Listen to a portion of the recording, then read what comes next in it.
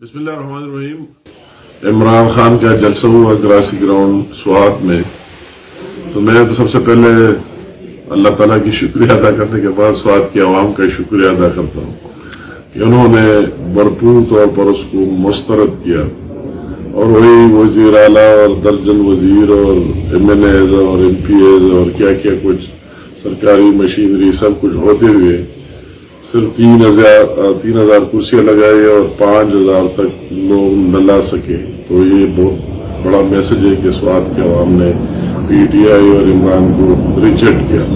मैं इसी बात की भरपूर मजम्मत करता हूँ कि इमरान स्वात में जब भी आया स्वाती अवाम को कुछ दिया नहीं है और न KPK की दूसरी जगह कुछ दिया है, सिर्फ गालियां देने के लिए स्वात की सरजमीन का इंतखाब किया जो काबिल मजम्मत है। और मुझे इस बात पर भी बहुत बड़ी दुख है और इलेक्शन कमीशन से भरपूर मुतालिबा है कि इमरान वही शख्स जब अपोजिशन में था तो भी 7 नाफरमानी करते हुए पार्लियामेंट पर भी हमला, PTV पर भी हमला और बिजली के बिलों तक भी जला दिया धरने में। हुकूमत नाम किसी चीज की मानने के लिए तैयार नहीं था और अभी वो गवर्नमेंट में और नाम नहाद चीफ एग्जीक्यूटिव भी है।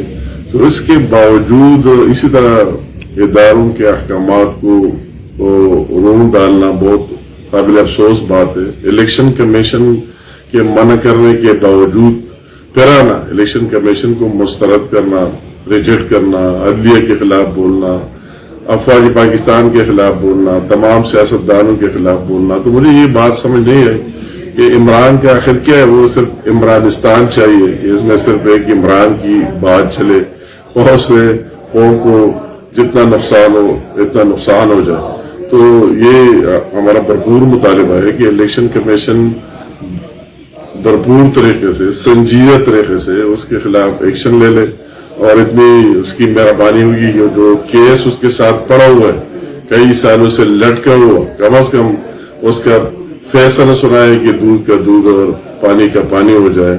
और इसी तरह मैं तमाम सरकारी मुलाजिमीन से भी इल्तिजा करता हूँ कि अगर वो खुद हुकूमत को मानते नहीं है, आप अगर उसको मानते और उसको सिक्योरिटी देते, उसके लिए इंतजाम करते, सारी चीजें करते, तो इसलिए करते कि वो चीफ एग्जीक्यूटिव है। जब वो इदारों को नहीं मानते तो आपको उसकी इन नाजायज अहकामात को मानना भी नहीं चाहिए।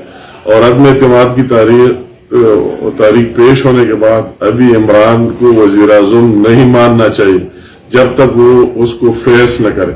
तो मैं सरकारी मुलाजिमीन को भी कहता हूँ कि उस कठपुतलियों के मजीद अहकामात मानने से गुरेज करें, क्योंकि ये चीजें फिर जब वो खुद भी किसी चीज मानने के लिए तैयार नहीं, ना आवाम को मानते, न इदारों को मानते, न किसी और चीज को मानते, सिर्फ और सिर्फ अपने नाम को मानते और अपनी ख्वाहिशात को मानते।